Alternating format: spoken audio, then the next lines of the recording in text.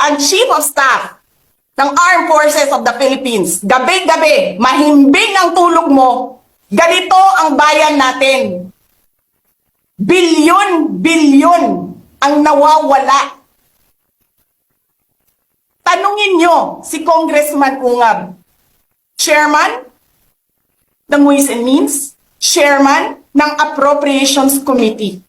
Tanungin nyo siya, paano nawawala ang pera? There is a fracture. There's a fracture now in the governance of Marcos. It cannot be remedied. There is no relief in sight. It is only the military who can correct it. How? I do not know. How is, Sila man yung protector ng konstitusyon. So, bahala sila. what if the military will not do something, sir? Di palakpakin. Let us applaud the military. We applaud the military for doing nothing.